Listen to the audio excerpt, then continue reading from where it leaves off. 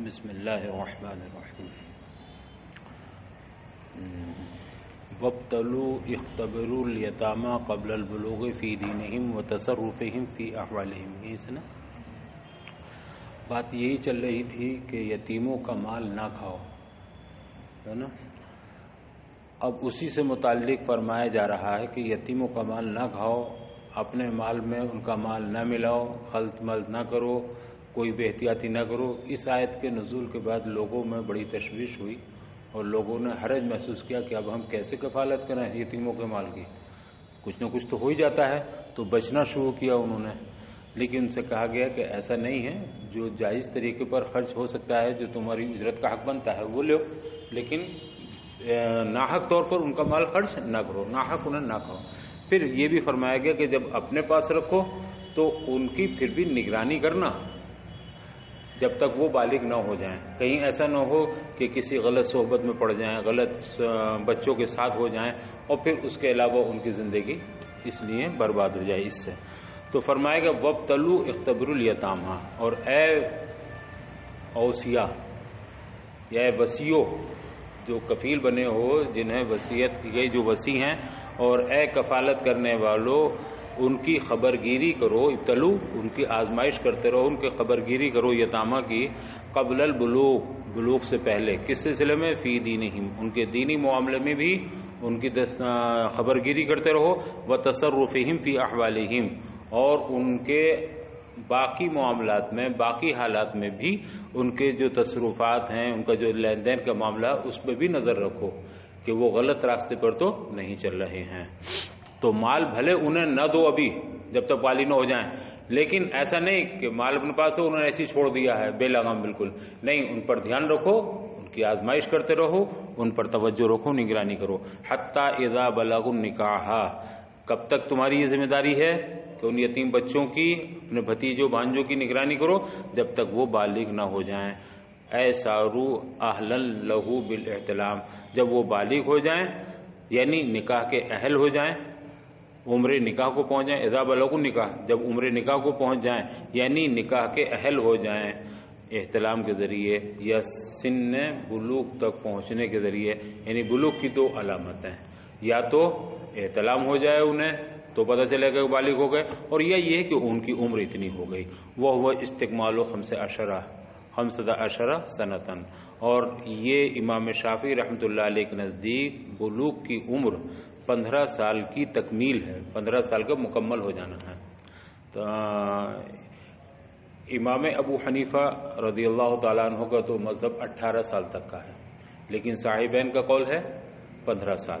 تو امام شافعی، امام مالک، امام احمد اور صاحبین، فتویٰ صاحبین کے قول پر ہی ہے کہ اگر 15 سال کی عمر ہو جاتی ہے تو اسے بالغ مانا، چاہے اس کے اندر کوئی علامت بلوغ پائی جائے یا نہ پائی جائے. تو بلوغ کی کم سے کم مدت عمر 12 سال. اگر 12 سال کا بچہ ہونے کے بعد یہ کہے کہ میں بالغ ہوں اور کوئی تکذیب اس کی نہ ہو رہی ہو کسی، تو اس کو صادق مانا جائے گا، کہا جائے گا ٹھیک ہے تم سچے ہو. اور اگر 15 سال کے بعد کوئی علامت بلوغ نہ بھی پایا تب بھی اس کو بالغ ہی تصور کیا جائے گا. فَإِن، چونکہ حضرت مفسر شافعی ہیں تو انہوں نے اپنے امام مذہب شافعی کا ذکر کر دیا، حالانکہ مفتبی بھی ہمارے یہاں 15 سال ہی ہے. فَإِنْ آنَسْتُمْ أَبْصَرْتُمْ مِنْهُمْ رُشْدًا، پھر جب تم ان کے اندر سمجھداری محسوس کرو، علامات رشد دیکھو، اور تم جانو کہ اب یہ ہوشیار ہو گئے ہیں، اچھے برے کو سمجھنے لگے ہیں، سمجھداری ان کے اندر آ گئی. آنستم معنی ابصرتم، جب تم ان کے اندر کچھ رشد دیکھو یعنی کچھ ان کے اندر اصلاح دیکھو، ان کے دینی معاملات میں بھی، ان کے مالی لین دین میں بھی ان کے اندر سمجھداری آتی بھی دیکھو، تو فادفعوا الیہم اموالہم، تو اب تم انہیں ان کے مال دے دو. ولا تأکلوها ایھا الاولیاء، اور لیکن امام ابو حنیفہ کو مذہب یہ ہے کہ نہیں، اگر ان کے اندر سمجھداری کے آثار ابھی محسوس نہیں ہو رہے ہیں، سمجھدار ابھی نہیں ہیں، وہی ان کا بچپنا ہے، اچھے بری کی تمیز نہیں ہے، تو فرمایا ان کے 7 سال اور روکو. اب 7 سال ان کے مذہب میں تو 18 سال تھی، تو گویا وہ کہتے ہیں 25 سال کی جب عمر ہو جائے تو پھر انہیں ان کا مال دے دو، چاہے ان کے اندر علامات رشد پائے جائیں یا نہ پائے جائیں، سمجھداری ہو نہ ہو، اب وہ اس کے مستحق ہیں، انہیں دے دو.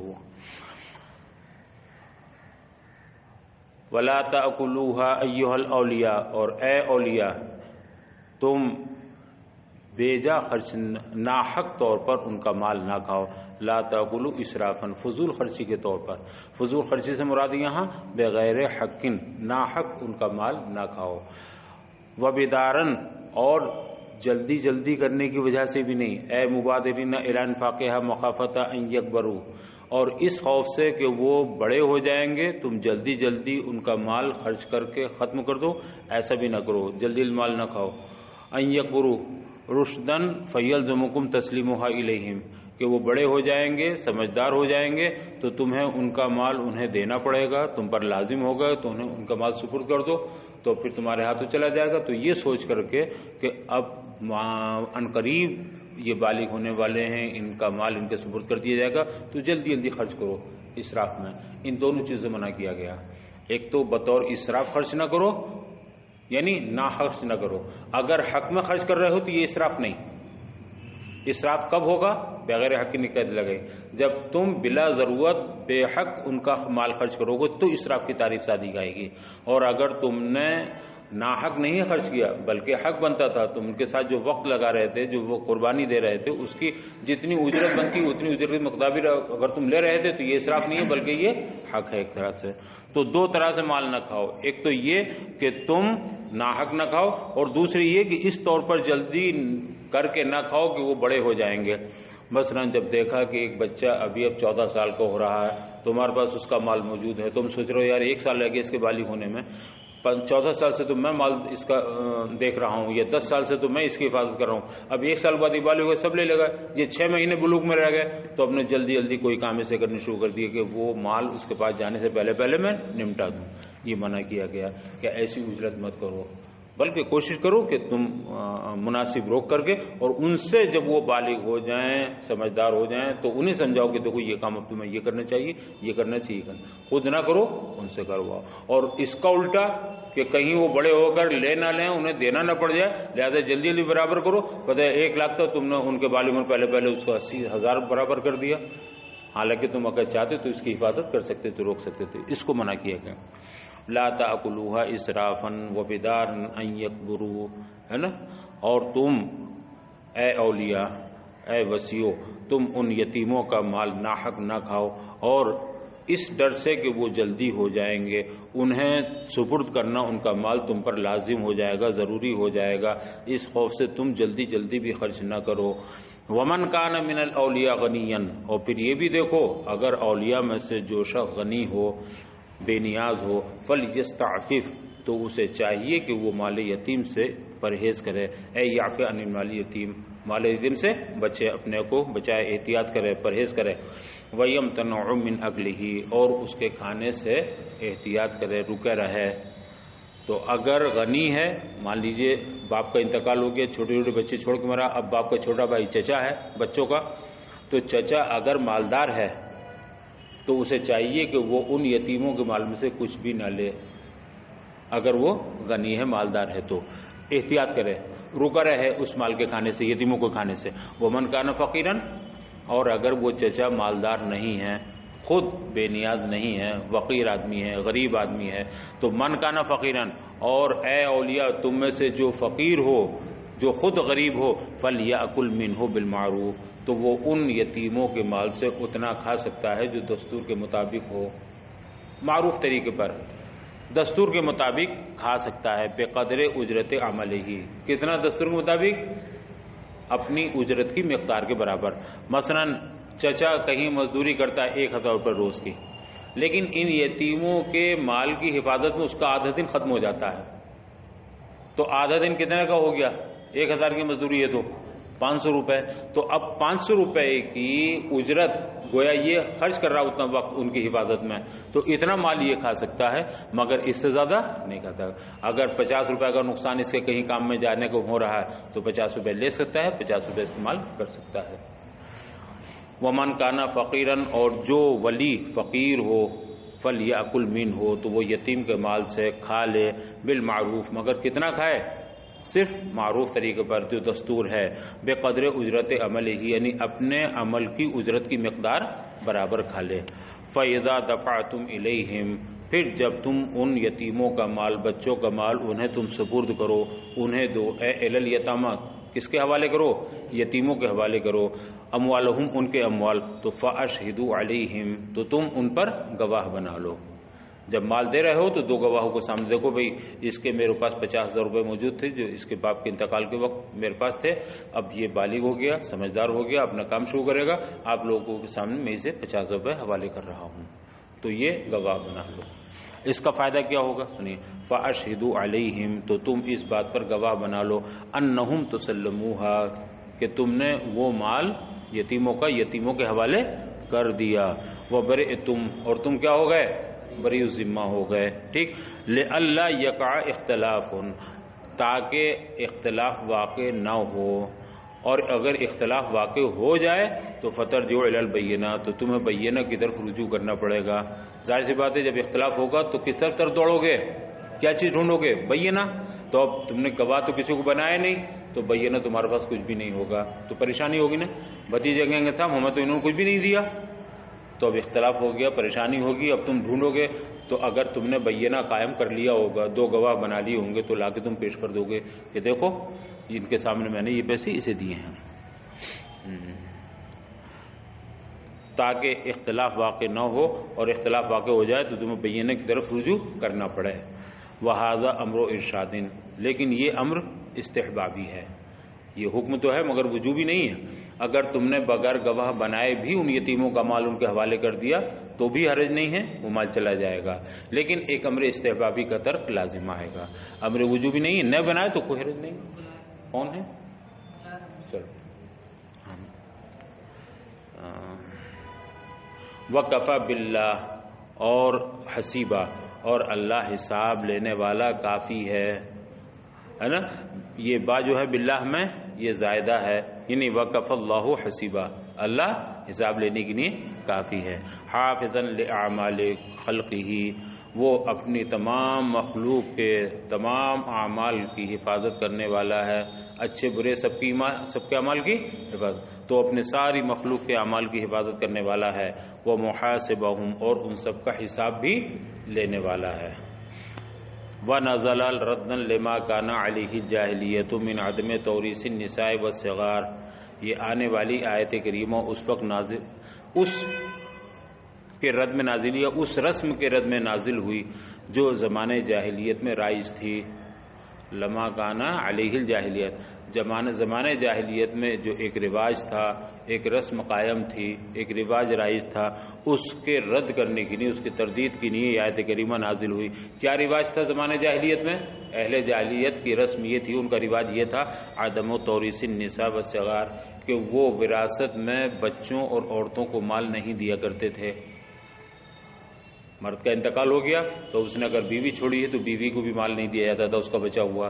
چھوٹے بچے ہوتے تھے ان کو بھی نہیں دیتے تھے، تو عورتوں کو نہیں دیتے تھے، چھوٹے بچوں کو نہیں دیتے تھے۔ وجہ کیا کہتے تھے؟ وہ وجہ بتاتے تھے کہ نہیں، اس مال کا مستحق وہی ہے جو میدان جنگ میں لڑ سکے، جہاد کر سکے۔ اب جہاد عورتیں تو کرتی نہیں ہیں، بچے تو کرتے نہیں ہیں، بولے یہ جو مال چھوڑ کے گیا ہے اس کے مستحق یہ نہیں بلکہ اس کی وہ اولاد ہے جو لڑنے کے قابل ہے۔ تو اس بات کو کہہ کر کے یا یہ کہہ کر کے وہ عورتوں کو بھی محروم کر دیا کرتے تھے اور بچوں کو بھی محروم کر دیا۔ آیت کریمہ نازل ہوئی کہ نہیں ایسا نہیں، بلکہ میت کے ترکے میں بیوی کا بھی حق ہے، عورتوں کا بھی حق ہے اور بچوں کا بھی حق ہے۔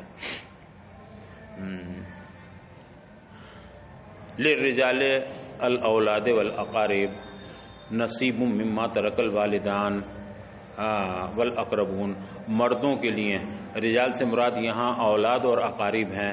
رجال سے عموماً ذہن اس طرف جاتا ہے پورے مرد، بالغ ہوں، بڑے ہوں، رجال ہونے کا، لیکن یہاں بڑے ہی مرد مستحق نہیں ہوتے بلکہ بچے بھی مستحق ہوتے ہیں وراثت کے، تو مراد یہاں رجال سے اولاد ہے۔ وہ اولاد چاہے چھوٹی ہو یا بڑی ہو، مذکر ہو یا مؤنث ہو، سب مستحق ہیں۔ اور اولاد کے لیے اور قرابت داروں کے لیے، رشتہ داروں کے لیے حصہ ہے، نصیب المونے حظن، حصہ ہے مما ترک الوالدان، والدین جو کچھ ترکہ چھوڑ کے مرتے ہیں جو کچھ چھوڑ کر جاتے ہیں اس میں اولاد کے لیے اور اقارب کے لیے، رشتہ داروں کے لیے حصہ مقرر ہے۔ والاقربون، والدین مرتے ہیں تو اولاد کے لیے حصہ ہے، اور اقارب مرتے ہیں تو اقارب کے لیے اقربون، یعنی اگر کوئی دور کا بھی رشتہ دار ہے اور کسی صورت سے وہ مستحق بن رہا ہے، سگا بیٹا نہیں ہے، سگا باپ نہیں ہے، مگر بھانجا ہے، بھتیجا ہے، نواسا ہے، کہیں سے جا کے استحقاق اسے بنتا ہے، تو والدین کے ترکے میں اور اقربا کے ترکے میں اولاد کا اور اقربا کا حصہ ہے۔ المتوفون، کون اقارب اور کون والدین؟ جو وفات پا چکے ہوں، یعنی بعد وفات ان کے ترکے میں ان کی اولاد کا حصہ ہے۔ وللنساء نصیب مما ترک الوالدان، اور والدین کے ترکے میں سے عورتوں کا بھی حصہ ہے۔ والاقربون، اور قرابت داروں کا بھی حصہ ہے۔ مما قل منہ ای المال او کثر، مال چاہے تھوڑا ہو یا زیادہ ہو، مرنے والا چاہے تھوڑا مال چھوڑ کے مرا ہو، اس میں حصہ رسد کے مطابق سب کو ملے گا جتنے بھی وارث ہیں، مال زیادہ ہو تب بھی، تو قلیل کثیر کا کوئی فرق نہیں ہے، جو بھی ترکہ ہے اس میں تمام وارثوں کا حق ہے۔ جعلہ اللہ نصیبا مفروضا، مال تھوڑا ہو یا زیادہ ہو، اللہ تعالی نے سب کے لیے مقرر حصہ فرما دیا ہے، فرض قرار دیا۔ مقطوعا بتسلیمہ الیہم، یعنی ان وارثوں کو اس حصے کا دینا ادا کرنا یہ لازمی اور قطعی ہے۔ جب ایک شخص کا انتقال ہو گیا، اب اس کے جتنے وارث ہیں، اولاد وغیرہ، بھائی بہن جو بھی مستحق بنتے ہیں، ان سب کو حصہ پہنچانا، ان سب کو حصہ دینا یہ لازمی اور قطعی ہے۔ مقطوعاً بتسلیمہ الیہم، اس حصے کا ان کو حوالے کرنا، ان کے سپرد کرنا قطعی اور لازمی ہے۔ وَإِذَا حَضَرَ الْقِسْمَةَ لِلْمِيرَاثِ أُولُو الْقُرْبَى، اور جب تقسیم میراث کے وقت قرابت دار حاضر ہو جائیں، اولو القربہ سے مراد ذو القرابہ، قرابت دار، ممن لا یرث، وہ قرابت دار جو کسی وجہ سے وارث نہیں قرار پا رہے ہیں، ہو سکتا ہے پہلے وارث رہے ہوں لیکن اب محروم ہو گئے ہوں، جیسے بیٹی کی موجودگی میں پوتا محروم ہو جاتا ہے، اگر بیٹا نہ ہو تو پوتا وارث ہے، لیکن بیٹا ہے تو پوتا وارث نہیں رہا تو یہ محروم ہو گیا۔ لیکن جس وقت آپ میراث کا مال تقسیم کر رہے ہیں، لوگوں کو دے رہے ہیں، تمہارا اتنا، تمہارا اتنا ہے، تمہارا جو ان کا حصہ رسد ہے، اس وقت اگر کوئی ایسا رشتہ دار آ جاتا ہے جو مستحق نہیں ہے، وہاں موجود ہو، تو اسے بھی کچھ دے دو۔ مثلا بیٹوں کے درمیان تقسیم ہو رہی، اب پوتے بھی آ گئے، تو یہ بالکل کمال رحم کی دلیل ہے کہ پوتے آ گئے ہیں تو انہیں بالکل محروم نہ کرو، بلکہ انہیں بھی کچھ دے دو، وہ آ گئے ہیں۔ اب کتنا دے دو ان کا مقرر نہیں ہے، جتنا مناسب سمجھو اتنا دے دو۔ آپ نے دیکھا ہوگا ایک مسئلہ بہت ابھرتا ہے یہ کہ اگر ایک باپ کے 2 بیٹے ہیں یا 3 بیٹے ہیں، اور ایک بیٹے کا باپ کی زندگی میں انتقال ہو گیا اور اس کے بیچارے کے بچے ہیں، تو بچے محروم ہو جاتے ہیں۔ جو باقی بیٹے ہیں وہ بیٹے پالیں گے، پوتے نہیں پائیں گے، حالانکہ پوتے زیادہ ضرورت معلوم ہوتے ہیں، ضرورت مند۔ یہ بیٹے تو سب کاروبار سے لگے ہوئے، پوتے چھوٹے چھوٹے ہیں، ابھی ان کا کوئی کاروبار بھی نہیں، بہو بھی بیوہ ہو گئی ہے، تو یہ عجیب سا لگتا ہے، لیکن جو اصول ہے وہ اپنی جگہ پر ہے، اس میں کوئی ناانصافی نہیں، بلکہ یہ عین انصاف ہے کہ جو قریب ہے میت کے وہ مستحق ہوگا، قریب کی موجودگی میں بعید مستحق نہیں ہوگا۔ اگر میت کا باپ بھی موجود ہے، دادا بھی موجود ہے، تو کون مستحق ہوگا؟ باپ موجود ہوگا، دادا دور کا ہو گیا، اسی طرح بیٹا بھی موجود ہے، پوتا بھی موجود ہے، تو کون قریب ہے کون دور ہے؟ بیٹا قریب ہے تو بیٹا مستحق ہوگا، پوتا مستحق نہیں۔ لیکن اس وقت اگر پوتے موجود ہیں تو جو تقسیم کر رہے ہیں انہیں چاہیے کہ وہ کچھ پوتوں کو بھی دے دیں، اگرچہ ان کا حصہ مقرر نہیں ہے، تو یہ ان پر رحم کی دلیل ہے، اس میں کوئی حرج نہیں ہے۔ لیکن اس آیت کریمہ کے بارے میں مختلف اقوال ہیں، بعض نے کہا کہ یہ آیت منسوخ ہے، پہلے حکم تھا، ضروری تھا دینا، اگر کوئی محروم بھی آ گیا ہے، اجنبی بھی کوئی آ گیا ہے، تو بھی اس میں سے لو بھائی یہ ہم بانٹ رہے ہیں، 1 لاکھ روپے تقسیم ہو رہی، 90,000 بڑھ گئے، چلو 1,000 تم بھی لے جاؤ، بات ختم ہو گئی، دے دیا کچھ بھی اس کو۔ لیکن یہ آیت منسوخ ہو گئی تو اب دینے جائز نہیں رہا۔ بعض حضرات اس طرف گئے ہیں کہ یہ آیت منسوخ نہیں ہے، آیت تو اپنی جگہ باقی ہے، حکم باقی ہے، مگر اس کا حکم وجوبی نہیں ہے بلکہ حکم استحبابی ہے کہ تقسیم میراث کے وقت اگر غیر وارث آ جائے، جو محروم ہو چکا کسی، وہ اگر آ جائے تو اسے تم دے دو، یہ امر اب بھی ہے، مگر امر وجوبی نہیں بلکہ امر استحبابی ہے۔ وَإِذَا حَضَرَ الْقِسْمَةَ لِلْمِرَاثِ أُولُو الْقُرْبَى، اور جب تقسیم میراث کے وقت قرابت دار حاضر ہو جائیں، وہ قرابت دار ممن لا یرث، جو وارث نہیں ہیں، محروم ہیں، وہ قرابت دار یا اجنبی آ جائیں، والیتامى والمساکین، اور اجنبی یتیم اور مساکین آ جائیں، غربا فقراء آ جائیں، یتیم بھی آ جائیں، مسکین آ جائیں، فارزقوہم منہ شیئا، تو اس مال میراث میں سے، اس ترکے میں سے کچھ انہیں بھی دے دو. تو یہ شیئن کہہ کر کے متعین نہیں ہوا نا کچھ، فرزقوہم منہ، تو اس میراث میں سے انہیں بھی کچھ دے دو، شیئن کچھ بھی، قبل القسمت، مگر یہ کب؟ تقسیم سے پہلے. جب تقسیم سے پہلے دے دیا تو اب جتنا بچا ہے وہ سب حصہ رسم کے مطابق بانٹ دو. وقولوا ایھا الاولیاء لهم قولا معروفا، ہاں، اور اے اولیاء تم اگر ان کو نہ دینا چاہو، ان کو نہ دینا اگر تمہاری مجبوری ہو، تو ایسی صورت میں ان سے قول معروف کر لو، یعنی انہیں کوئی بھلی بات کہہ دو، کوئی اچھی بات کہہ دو، کوئی بہت الٹی سیدھی یا تلخ بات کہنے کی ضرورت نہیں ہے، بلکہ میٹھے انداز میں انہیں سمجھا دو. مثلا آپ مال تقسیم کرنے بیٹھے اور میت کے ورثہ میں کچھ بالغ ہیں کچھ نابالغ ہیں، تو بالغ تو اجازت دے سکتا ہے کہ ٹھیک ہے ہماری اجازت ہے آپ انہیں دے دیجیے اتنا، کوئی حرج نہیں، لیکن نابالغ تو اجازت بھی نہیں دے سکتا. اجازت دے بھی تو اس کا اعتبار نہیں. آپ نابالغ اگر وارث ہے تو اس کے مال میں سے کسی دوسرے کو نہیں دے سکتے، وہ بھی نہیں دے سکتا، وہ بھی تصرف کا مالک نہیں ہے. اب آپ مال تقسیم کر رہے ہیں تو اس میں بالغ نابالغ دونوں ورثہ میں ہیں، اور پھر آ گئے کچھ اجنبی فقراء یتیم آ گئے، یا کوئی ایسے وارث آ گئے جو ایسے اقربا آ گئے جو وارث نہیں ہیں، تو آپ ان سے میٹھے انداز میں، مناسب انداز میں، نرم انداز میں انہیں سمجھا دو، بھائی دیکھو یہ مال تقسیم ہو رہا ہے، یہ بالغ نابالغ دونوں کا ہے، اور نابالغ کا مال ہم دے نہیں سکتے، وہ بھی اجازت نہیں دے سکتے، اس لیے ہم آپ سے معذرت چاہتے ہیں. تو یہ جھڑکنے کی ضرورت نہیں ہے، بلکہ ایسی صورت میں بھی جب تم نہ دے سکو تو کیا کہو ان سے؟ قول معروف، یعنی انہیں مناسب انداز میں سمجھا کر کے رخصت کرو. وقولوا ایھا الاولیاء، اور اے اولیاء جو مال تقسیم کر رہے ہو تم ورثاء کے درمیان، اور اے اولیاء تم ان سے کہو اذا کان الورثۃ صغارا، جب ورثہ کیسے ہوں؟ نابالغ ہوں، تو مال ان کو دینا ضروری ہے، ان کے مال میں سے کسی کو نہیں دے. اس لیے تو ہے نا کہ اگر وارث نے کوئی مال چھوڑا ہے تو اگر نابالغ بھی اس کے ورثہ میں ہیں تو آپ اس کے مال سے تیجا دسواں نہیں کر سکتے. اگر سب بالغ ہیں اور سب کہیں کہ ٹھیک ہے صاحب آپ اس میں سے کر دیجئے تو ان کا حق ہے، وہ اپنا حق دے رہے ہیں، لیکن نابالغ بھی اگر وارث ہیں تو آپ مال میت سے نتیجہ کر سکتے ہیں، نہ دسواں کوئی بھی امر مستحب نہیں کر سکتے. وغیر مطلب ضروری جو کام ہے وہ نہیں. ہاں تکفین ہے، تجہیز ہے، یہ سب تو مقدم ہے، یہ تو کیا جائے گا. اگر نابالغ ہیں ورثہ میں تب بھی کیا جائے گا، لیکن ان کے علاوہ باقی اور کوئی دوسرا کام نہیں کر سکتے.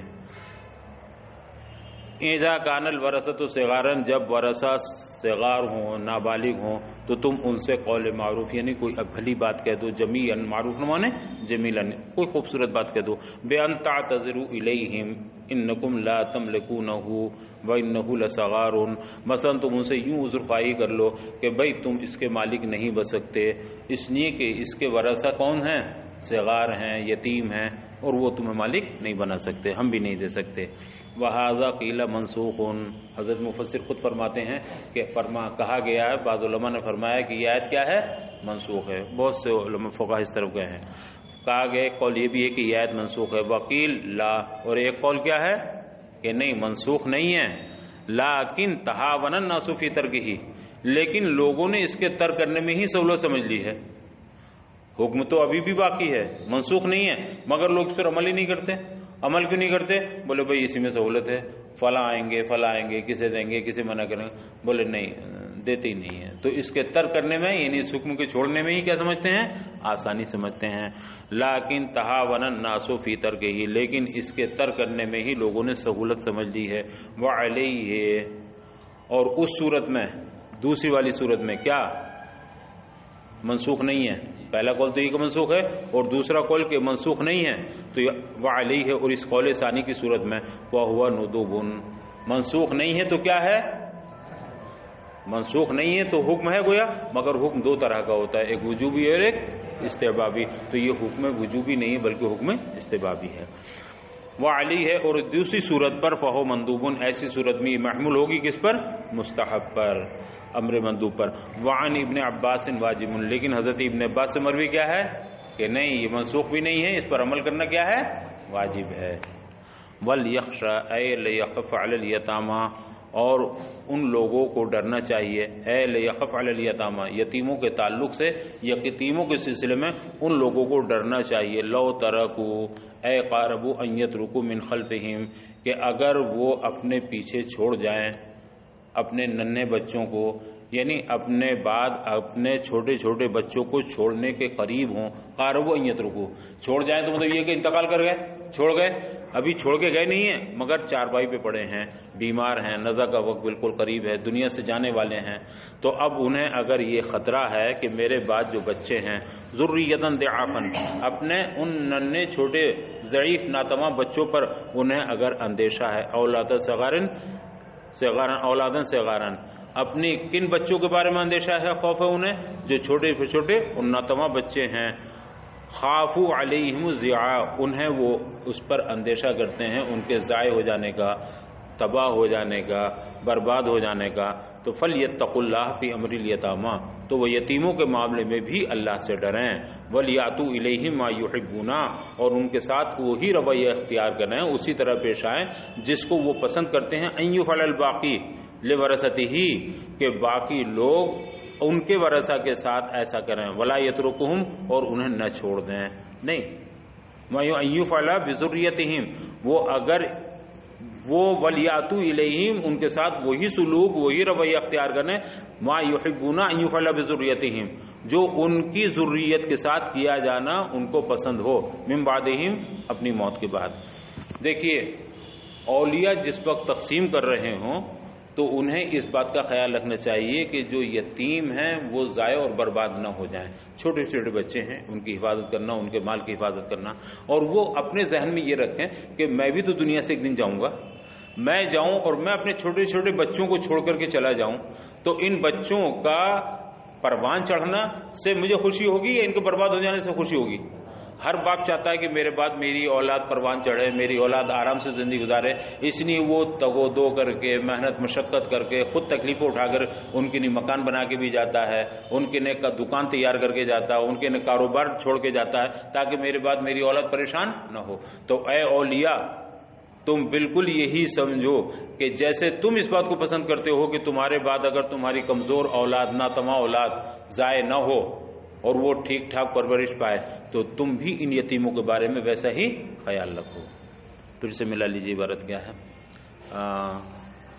وَلْيَخْشَ أَيْ لِيَخَفَ عَلَى الْيَتَامَى الَّذِينَ لَوْ تَرَكُوا، اور ان لوگوں کو جو چھوڑ گئے ہیں یعنی چھوڑنے کے قریب ہیں، انہیں ڈرنا چاہیے یتیموں کے تعلق سے، من خلفہم، جو اپنے بعد چھوڑ رہے ہیں، چھوڑنے والے ہیں، اے بعد موتہم، اپنے انتقال کے بعد، ذریۃ ضعافا، وہ لوگ جو اپنے بعد کمزور اور ناتواں اولاد کو چھوڑ رہے ہیں، چھوٹے چھوٹے بچوں کو چھوڑ رہے ہیں، خافوا علیہم الضیاع، اور پھر اپنے ان بچوں کے تعلق سے کس بات کا اندیشہ اور خوف کر رہے ہیں کہ کہیں وہ ضائع نہ ہو جائیں، کہیں تباہ نہ ہو جائیں، تو فلیتقوا اللہ فی امر الیتامى، تو جب وہ اپنے بچوں کے بارے میں یہ غور و فکر کر رہے ہیں اور اتنے فکر مند ہیں تو انہیں چاہیے کہ وہ یتیموں کے بارے میں بھی اللہ سے ڈریں۔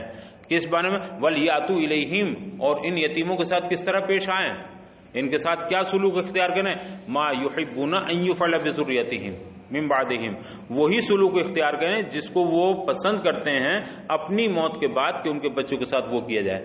تو جب وہ اپنے بچوں کے ساتھ اچھا تصور رکھتے ہیں، اچھے کی توقع رکھتے ہیں تو ان کے ساتھ بھی کیا کریں، وہ اچھا ہی سلوک کریں۔ وَلْيَقُولُوا لِلْمَيِّتِ قَوْلًا سَدِيدًا، اور انہیں چاہیے کہ وہ میت سے، مرنے والے سے مرنے کے بعد نہیں بلکہ مرنے سے پہلے، یعنی جب وہ قریب الموت ہو تو انہیں چاہیے کہ وہ میت سے یعنی مرنے والے سے قول سدید، صحیح اور درست بات کریں، اچھی بات، ایمانداری والی بات کریں، جو صحیح بات ہو وہ کہیں، ثواباً سدیداً مانے ثواباً، بأن یامروہ ان یتصدق بدون ثلثہ، کس طور پر؟ وہ اس طرح کہ وہ اس مرنے والے کو حکم دیں کہ وہ تہائی سے کم صدقہ کرے، وَيَدْعَ الْبَاقِي لِوَرَثَتِهِ، اور باقی مال اپنے وارثوں کی نہیں چھوڑ دے، وَلَا يَتْرُكُهُمْ عَالَةً، اور اپنے بچوں کو محتاج اور فقیر بنا کر نہ چھوڑے۔ ایک شخص کا انتقال ہونے والا ہے، آپ قریب گئے، اب وہ پیسے تمام گٹھری لے کے، سونے کی، زیور کی، روپیوں کی، سب کی لے کے آپ کے سامنے بیٹھ گیا، بولے بھائی دیکھو میں تو جا رہا ہوں مگر یہ بتاؤ میں کیا کروں، میں چاہ رہا ہوں اسے مسجد کو دے دوں، عزیز مساجد کو، تو مالک تو ہے وہ. اب وہ کہہ رہا ہے آپ سے مشورہ لے رہا کہ میں اس ساری دولت کو، سارے کیش اور سارے زیور کو میں مسجد کو دینے جا رہا ہوں، تو آپ اس وقت اس کو سمجھائیے، اس سے کہیں نہیں بھائی پورا مت دیجئے، اب تو تم دنیا سے جا رہے ہو، اس میں پورا نہ دو، بلکہ اگر صدقہ کرو تو 1/3 سے کم صدقہ کرو، کسی اور کو دینا ہے تو وصیت کرو، مگر وصیت بھی کتنی، 1/3 سے زیادہ نہیں. باقی اب کس کے نہیں چھوڑ دو، لورثتے ہی، باقی اپنے ورثے لا، اور پھر آگے کیا، ولا یترکہم عالا، ان کو محتاج اور فقیر بنا کر کے نہ چھوڑو. تو اس وقت اس کو یہ سمجھانا ہے کہ تم بچوں کو فقیر محتاج بنا کے نہ چھوڑو، ورثہ کی نہیں چھوڑ دو، 1/3 مال سے کم میں وصیت کرو یا صدقہ کر دو. یہ اچھی بات ہوگی یا یہ اچھی بات ہوگی؟ نہیں پورا دے دو مسجد مساجد کو، مانگتے رہیں گے بھیک بچے، کوئی بات نہیں. اچھی بات کیا ہے، یہ ہے کہ جو حکم شرعی ہے اس کو بتاؤ، سمجھاؤ، اور میت سے اچھی اور صحیح درست بات کہو. ٹھیک ہے. ان الذین یاکلون اموال الیتامی ظلما بغیر حق، بے شک جو لوگ یتیموں کا مال ناحق کھاتے ہیں، انما یاکلون فی بطونہم، وہ یقیناً وہ مال کیا کھاتے ہیں، اپنے پیٹوں میں نار کھاتے ہیں. یاکلون فی بطونہم نارا، وہ اپنے پیٹوں میں کیا کھاتے ہیں، نار کھاتے ہیں، یعنی وہ کھانے سے پیٹ نہیں بھر رہے ہیں بلکہ کس سے پیٹ بھر رہے ہیں، آگ سے پیٹ بھر رہے ہیں. تو جو ناحق یتیموں کا مال کھاتے ہیں وہ یقیناً اپنے پیٹوں میں آگ کھاتے ہیں. اے ملأہا نارن، یعنی پیٹ کو کس سے بھرتے ہیں، وہ آگ سے بھرتے ہیں. لأنہ یؤول الیہا، اس لیے کہ ان کا جو معقول ہے وہ کس میں تبدیل ہونے والا ہے، آگ میں ہی تبدیل ہو جائے گا. بھائی قیامت میں دوزخ میں جائیں گے تو جلیں گے نا، یہ تو جو اندر پیٹ میں وہ سب جلے گا نا، تو گویا وہ وہاں موجود ہو نہ ہو جو کچھ کھایا ہے، لیکن یہ جو کھا رہے ہیں یہی تو جلنے کا سبب بنے گا. تو یہ معقول کیا ہے، آگ ہے. تو وہ اپنے پیٹوں میں آگ بھر رہے ہیں، اس لیے کہ جو معقول ہے آگے آنے والا وہ اسی کی طرف منتقل ہونے والا ہے یا اس سے بدلنے والا ہے، کس سے، آگ سے، آگ ہو جائے گا. وَسَيُصْلَوْنَ بالبناء للفاعل ملفول، دونوں قرات ہیں اس میں، سیصلون بھی اور سیصلون بھی. اور وہ ان قریب نارے سعیر میں، سعیر یعنی جہنم میں داخل ہوں گے. تو معروف ہو گیا. وَسَيُصْلَوْنَ، اور داخل کیے جائیں گے وہ، سعیرن، کہاں داخل کیے جائیں گے، بھڑکتی آگ میں داخل کیے جائیں گے. سعیر مانے نارن شدیدتن، بہت تیز آگ، بھڑکتی ہوئی آگ میں وہ داخل کیے جائیں گے، ڈالے جائیں گے. یحترقون فیہا، جس میں وہ کیا، جلتے رہیں گے. تو انہیں آگ میں داخل، کون لوگ، جو یتیموں کا ناحق مال کھاتے ہیں. ناحق کہہ کر وہی صورت نکال دی کہ اگر واقعتاً وہ حقدار ہیں، خود غریب ہیں، تو جتنی اجرت ان کی بنتی ہے اس مال میں عام حالات میں، اتنی اجرت کے مطابق وہ سے لے سکتے ہیں. تو یہ لینا یتیم کا مال کھانا نہیں ہوگا، کھانا تو ہوگا مگر ناحق کھانا نہیں ہوگا. اور یہ سزا کن لوگوں کے لیے ہے، جو ناحق کھانے والے ہیں. یوصیکم یامرکم اللہ فی شان اولادکم، اللہ تعالیٰ تمہیں تمہاری اولاد کے بارے میں حکم دیتا ہے. یوسی یامرو کے معنی میں ہے. یامرو سے تفسیر اسی نے کی کہ وصیت کے اصل معنی آتے ہیں انتقال سے قبل کسی بات کی تاکید کرنا، جس کا نفاذ کب ہوگا، انتقال کے بعد. یہ اللہ کی شان میں ممکن ہی نہیں ہے، محال ہے. تو اللہ وصیت کرنے کا مطلب اللہ تمہیں حکم دیتا ہے، تاکیدی حکم دیتا ہے. اور اللہ تعالیٰ تمہیں تمہاری اولاد کے بارے میں حکم دیتا ہے. بما یذکر، کس چیز کا حکم دیتا ہے، جو ابھی آگے ذکر کیا جائے گا، جو آنے والا ہے. یعنی آنے والے مذکورہ حکم کو کا تمہیں حکم دیتا ہے. کیا، للذکر منہم مثل حظ الانثیین، میت نے جو ترکہ چھوڑا ہے اس کی تقسیم میں اللہ تمہیں یہ حکم دیتا ہے کہ مذکر کے لیے 2 مؤنث کے حصوں کی برابر ہے. مثل حظ الانثیین، ایک مؤنث کا جتنا حق ہوتا ہے اس کا ڈبل کس کا ہے، مذکر کا حق ہے.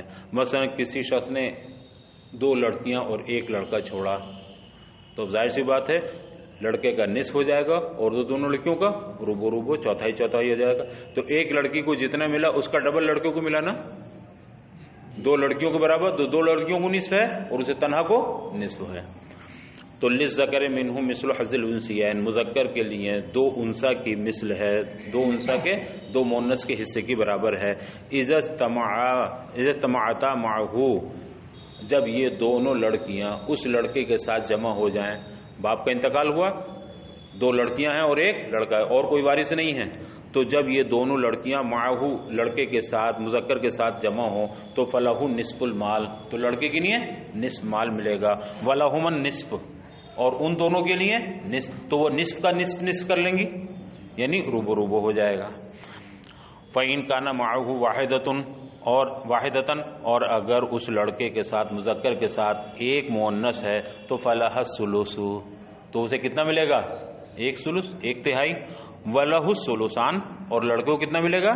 ثلثان۔ تو یہاں وہی ہو گیا ڈبل، 2 لڑکیاں تھیں تو دونوں کو چوتھائی ملا تو ڈبل ہو کر نصف ہو گیا، لیکن 1 لڑکی ہے 1 لڑکا ہے تو 3 حصے کر دیے جائیں گے، 3 میں 2 حصے لڑکے کے اور 1 حصہ لڑکی کا، یہ مثل حظ الانثیین ہو گیا۔ وَإِن كَانَ مَعَهُ وَاحِدَةً، اور اگر لڑکے کے ساتھ 1 لڑکی ہے تو فَلَهَا الثُّلُث، تو اس لڑکی کو ثلث ملے گا اور لڑکے کو 2 ثلث ملیں گے۔ وَإِن فَرَدَ جَازَ الْمَالُ، اور اگر مذکر تنہا ہے، صرف 1 لڑکا ہے، مرنے والے 1 لڑکا چھوڑا اور کوئی نہیں، تو جاز المال، تو یہ کل کا کل لے لے گا، اب یہی مستحق ہوگا۔ فَإِن كُنَّ أَيْ الْأَوْلَادُ نِسَاءً، اور اگر مرنے والے نے جو اولاد چھوڑی ہے وہ صرف عورتیں ہی ہیں، صرف لڑکیاں ہی ہیں۔ فَإِن كُنَّ أَيْ الْأَوْلَادُ، یعنی مرنے والی کی جو اولاد ہے، نِسَاءً فقط، وہ کیا ہیں؟ صرف لڑکیاں، لڑکا کوئی نہیں ہے، تو فوق اثنتین فلہن الثلث ما ترک، اور لڑکیاں بھی 2 ہیں یا 2 سے زائد ہیں، اگر صرف 2 لڑکیاں یا 2 سے زائد ہیں تو فلہن الثلث ما ترک، تو اب میت نے جتنا چھوڑا ہے اس کا 2/3 پالیں گی، وہ اب 3 حصے کیے جائیں گے، 3 حصوں میں 1 حصہ روک لیا جائے گا، عصبات وغیرہ کے سے اقارب کے نہیں ہے، اور لڑکیوں کو کتنا دیا جائے گا؟ 2 ثلث دے دیا جائے گا۔ ما ترک المیت، میت نے جو ترکہ چھوڑا ہے اس میں 2 ثلث تمام لڑکیوں۔ وَقَذَلْ اثنتین، فوق اثنتین تھا نا، اگر صرف لڑکیاں ہوں اور 2 سے زیادہ ہوں تو حکم یہ ہے کہ 2 ثلث پائیں گی، مفسر نے واضح کیا وَقَذَلْ اثنتان، اگر 2 ہیں تب بھی یہی حکم ہے، کیا؟ 2 ثلث، اگر صرف 2 لڑکیاں ہیں تو۔ لِأَنَّهُ لِلْأُخْتَيْنِ بِقَوْلِهِ، اس لیے کہ 2 اخت اگر ہوں، 2 بہنیں ہوں، تو قرآن کریم میں فرمایا گیا ہے کہ اختین کے لیے ثلثان ہے، لِأَنَّهُ لِلْأُخْتَيْنِ، اس لیے کہ 2 بہنوں کے لیے 2 ثلث ہے، اللہ تعالیٰ کے اس ارشاد میں فَلَهُمَ الثُّلُثَانِ مِمَّا تَرَكَ، میت نے جو بھی چھوڑا ہے، اگر 2 بہنیں ہیں، یہاں بیٹیاں نہیں بلکہ 2 بہنیں ہیں، تو انہیں کتنا مل جائے گا؟ ثلثان مل جائے گا۔ اب خود حضرت فرماتے ہیں، حضرت مفسر فَهُمَا أَوْلَى، جب 2 بہنیں میت کے 2 ثلث کی مستحق ہیں تو 2 بیٹیاں بدرجہ اولا مستحق ہوں گی، بیٹی تو میت کا جز ہے، بہن تو باپ کا جز ہے، لیکن بیٹی کس کا جز ہے؟ خود مرنے والے کا جز، تو جتنا قریب بیٹی ہے باپ سے، مرنے والے سے، اتنی قریب بہن نہیں ہے، اس کے باوجود بہن کو 2 ثلث دیا گیا جب 2 بہنیں ہوں تو جب 2 بیٹیاں ہوں گی تو بدرجہ اولا انہیں بھی 2 ثلث دیا جائے گا۔ وَلِأَنَّ الْبِنْتَ تَسْتَحِقُّ الثُّلُثَ مَعَ الذَّكَرِ، اور اس لیے بھی کہ آپ ذرا غور کیجئے، بیٹی 1 ثلث کی مستحق ہوتی ہے جب بیٹے کے ساتھ ہو، مع الذَّكَر، ایک بیٹی ہے 1 بیٹا ہے تو کتنا ملا اسے؟ 1 ثلث ملا۔ فَمَعَ الْأُنْثَى أَوْلَى، تو جب ایک بیٹی بیٹے کے ساتھ ثلث پاتی ہے تو اگر بیٹی کے ساتھ ہو تو بدرجہ اولا ثلث پائے گی، ایک بیٹی ہے 1 بیٹا ہے تو بیٹی کو کتنا ملا؟ ثلث، بیٹے کو 2 ثلث مل گیا، تو جب بیٹے کے ساتھ وہ ثلث پا رہی ہے تو بیٹی کے ساتھ بدرجہ اولا کیا پائے گی؟ ثلث، تو بیٹی کے ساتھ ثلث کب ہوگا اس کا؟ جب 2 ثلث ہوں 2 بیٹیوں کے، تو 1 ثلث 1 بیٹی کا اور 1 ثلث 1 بیٹی کا ہو جائے گا۔ وَلِأَنَّ الْبِنْتَ تَسْتَحِقُّ الثُّلُثَ مَعَ الذَّكَرِ، اور اس لیے بھی کہ بیٹی ثلث کی مستحق ہے مذکر کے ساتھ، بیٹے کے ساتھ، فَمَعَ الْأُنْثَى أَوْلَى، تو پھر بیٹی کے ساتھ بدرجہ اولا مستحق ہوگی۔ وَفَوْقَ، اب یہ جو فوق اثنتین ہے، اس میں جو فوقہ ہے اس کے بارے میں 2 قول ہیں، ایک تو یہ ہے کہ یہ صلہ ہے، زائد ہے، اس کا کوئی وہاں مقصد نہیں ہے۔ مطلب کیا ہے؟ اگر صرف لڑکیاں ہوں تو 2 ہوں یا 2 سے زیادہ ہوں تو کتنا ملے گا انہیں؟ 2 ثلث ملے گا۔ تو کہتے ہیں ایک قول تو یہ ہے کہ یہ فوقہ یہاں کوئی اپنا مفہوم نہیں رکھتا بلکہ کیا ہے؟ زائد ہے۔ وقیل، اور ایک قول یہ ہے کہ نہیں، یہاں ایک وہم کو دفع کرنے کی نہیں آیا یہ قول۔ وہ وہم کیا ہے؟ وہ یہ ہے کہ عدد کے زیادہ ہونے کے ساتھ کہیں ایسا تو نہیں کہ لڑکیوں کا نصیب اور حصہ بھی بڑھتا جائے، لما فہم اثنتین للثلثین من جعل الثلث للواحدۃ مع الذکر. دیکھیے ابھی آپ نے یہ دیکھا ہے کہ اگر دو لڑکیاں، ایک لڑکی ہو لڑکے کے ساتھ تو کتنا پائے گی؟ ثلث. اور دو لڑکیاں ہوں فقط دو ثلث. تو ایک شبہ یہ ہو سکتا تھا کہ اگر 3 لڑکیاں ہوں تو اس سے اوپر پائیں گی، 4 لڑکیاں ہوں تو اور اوپر پائیں گی. کیسے اوپر ہوگا؟ مثلا ہم نے 100 روپے یہاں رکھے، اگر وہ ایک بھائی کے ساتھ تھی، ایک بیٹا ایک بیٹی تھی، تو کتنا پائے گی اس میں سے؟ ثلث. مطلب کتنا ہوا؟ مان لیے 33 پالے گی، 33 پائے گی. اور یہ 66 کس کا ہے؟ بیٹے کا ہے. یہ ہوا نا. اب اگر وہ ایک بیٹی اور 2 بیٹیاں ہی ہیں تو 2 بیٹیوں کو کتنا ملا؟ 66 ملا. جب 2 ثلث ملا 2 بیٹیوں کو تو پتہ چلا ایک بیٹی تھی تو 33 پا رہی تھی، اور جب ایک اور ساتھ میں مل گئی تو کتنا پا رہی ہیں؟ 66 پا رہی ہیں. اب اگر 3 بیٹیاں ہوں تو ہو سکتا ہے 66 سے زیادہ ملے انہیں اور دوسروں کو کم کر دیا جائے. 4 ہوں تو اور زیادہ ملے، 5 ہو تو اور زیادہ. اس وہم کو دفع کرنے کے لیے فوقہ لے آئے کہ نہیں، 2 ہوں یا 2 سے زائد ہوں انہیں ثلثان سے زیادہ نہیں ملے گا. ایک شبہ ہو سکتا تھا نا. ہاں. وکیل اور ایک قول یہ ہے کہ یہ فوق زائد نہیں ہے، یہ اس وہم کو دفع کرنے کے لیے ہے کہ عدد کے زیادتی کے ساتھ حصے کی زیادتی کا وہم پیدا ہو سکتا تھا کہ بچیوں کی تعداد بڑھ رہی ہے تو ان کا حصہ بھی بڑھتا چلا جائے. لما فہما، جیسا کہ یہ ابھی مفہوم ہوا سمجھا گیا کہ 2 بہنوں کی نہیں کتنے ہیں؟ 2 ثلث ہیں، اور 1 ثلث ہے للواحدۃ. بہن اگر ایک ہو، بیٹی ایک ہو، کس کے ساتھ؟ بیٹے کے ساتھ. تو بیٹے کے ساتھ ہے تو 1 ثلث، تنہا 2 بیٹیاں ہیں تو 2 ثلث. اب 3 اگر ہوں تو کہیں اور زیادہ نہ ہو جائے، 4 ہوں تو اور زیادہ. اس وہم کو دفع کرنے کے لیے کہ یہ ثلثان 2 اور 2 سے زیادہ، چاہے 10 بہنیں بھی اگر ہوئیں تو 10 بیٹیوں کو بھی ثلثان ہی ملے گا. وَإِن كَانَتْ الْمُبَدَّةُ وَاحِدَةً، اور اگر صرف ایک بیٹی ہے، یہ تو تھا ایک بیٹی ایک بیٹا تو ثلث ملا، یہ تھا 2 بیٹیاں ہوں تو 2 ثلث، اور 4 بیٹیاں ہوں تو 2 ثلث. لیکن صرف ایک بیٹی ہے، بیٹا کوئی نہیں ہے، تو وَإِن كَانَتِ الْمَوْلُودَةُ وَاحِدَةً، اور اگر صرف ایک بیٹی ہے، وَفِي قِرَاءَةٍ بِالرَّفْعِ، اور واحدتاً ایک قرات میں واحدتن ہے. جب واحدتن ہوگا تو یہ کانت جو کانا ہے یہ کیا کہلائے گا؟ تامہ ہوگا. ورنہ تو ناقصہ کی خبر ملے گی واحدتن. فکانت تامتن، تو تامہ. فلح النصف، تو اگر بیٹی صرف اکیلی ہے تو کتنا پائے گی؟ نصف پائے گی. بولے بھائی سے بولے انشاءاللہ.